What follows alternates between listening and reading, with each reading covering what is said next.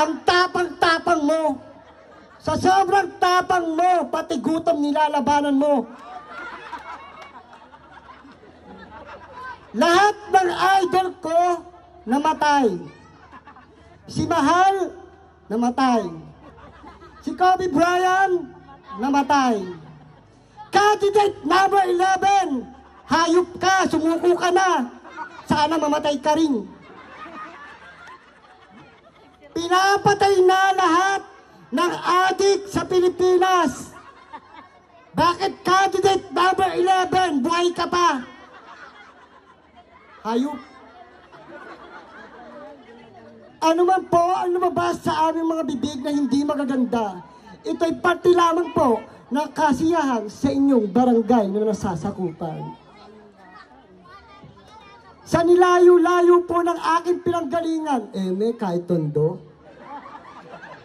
Wala hubang palakpakan dyan. Thank you. Sa nilayo-layo rin po ng nilakad ko, hingal na ako, inantay ko pa yung lalamove. Baking costume na to. Wala hubang hiyawan dyan.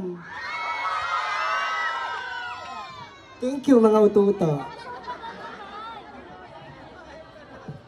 Sabi ni candidate number 11, amoy putok daw ako. Sabi ko naman sa kanya, amoy sinigang ka. Ang layo mo, ang asin mo na.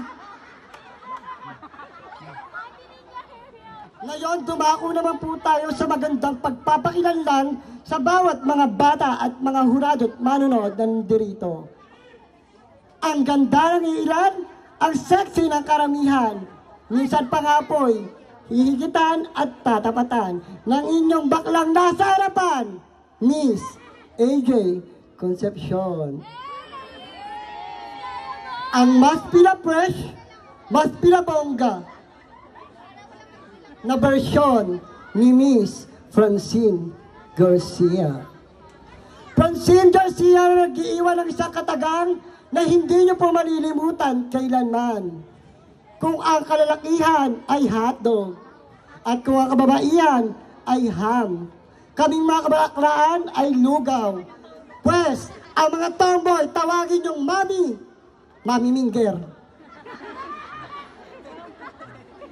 Sa apat na sulok ng tabladong ito, isa lamang po ang iwan ko sa inyong isang katagang. Tingin sa kanan, tingin sa kaliwa. O di ba ganun pa rin? Muli, candidate number 13. Manda na kayo sa akin lahat. Ito na ang umpisa ng laban. And I thank you.